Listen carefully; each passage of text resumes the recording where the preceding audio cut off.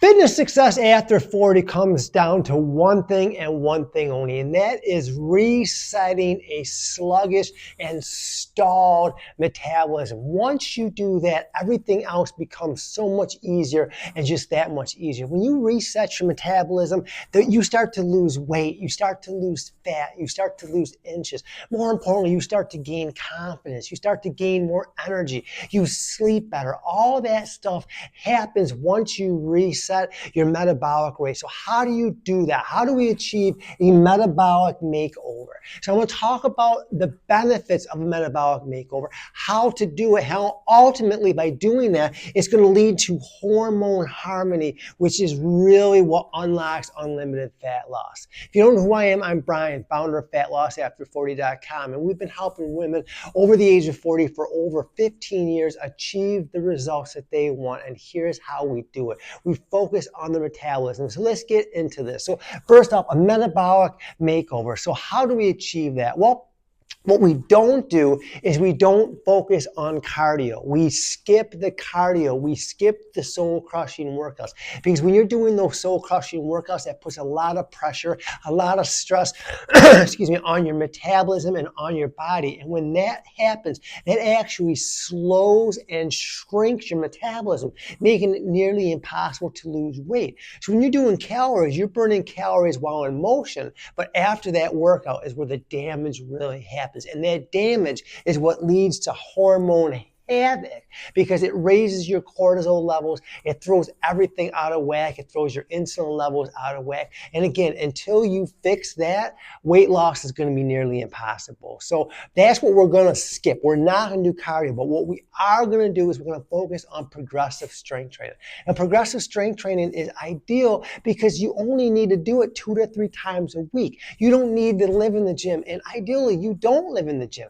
All you need is 2 to 3 muscle toning and sculpting workouts a week. Now, it's important that you follow a repetition range of 10 to 20. So what does that look like? You want a weight that's light enough that you can do at least 10, but heavy enough that if you get to like 20 repetitions, it's time to increase the weight.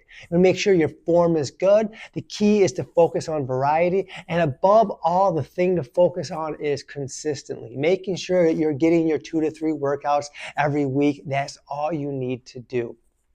Also, when it comes to other activity levels for weight loss and free metabolism, is on days that you're not working out, just try and get more steps. Try and get your 10,000 steps. Why that's important is that helps you to be more cognitive of how active you are.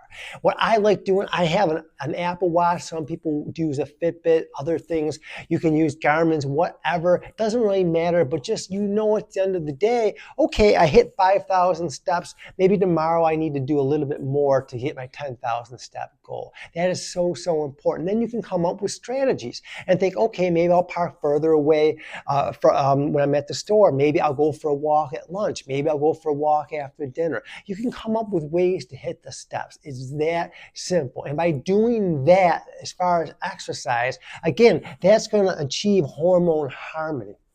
When it comes to diet and nutrition, what you don't want to do is the starvation diets. Now, we categorize anything under 1,200 calories as starvation. Why that's bad is, again, that puts a lot of stress on the body. It literally puts your body in starvation mode. And that adds so much friction. It really trains your body to store fat because you're in fight or flight. Cortisol level is high, stress level is high because your body is hungry. It's hangry. It wants food, it wants energy. So what we say is that you want to be closer to 1,800 calories is usually what we recommend. And the key here is to keep in mind that we are inclusive, meaning that all foods are part of the program. We're not excluding, meaning that carbs are not taboo and we don't go with a low-fat diet. We go with healthy fats. We go with healthy carbohydrates, and we follow the POP diet. Now, the POP diet is the power of protein. So important to get enough protein. So what we try and shoot for, generally, this is completely individualized once we kind of do an assessment, but initially we just want to see you get 100 grams of protein. If you're at 100 grams of protein, that's a good place to think. And why that works is because protein raises your metabolism. It raises your fat boosting metabolism. It helps you feel full. It gives you more energy, gives you more concentration, helps you power through your busy day. We are all busy. We need that protein. So that protein in conjunction with the strength training, adding in your 10,000 steps a day, you do those three things. And what you're going to find is you start to work with your body. And when you start to work with your body, your weight comes off. Your body just naturally releases the weight.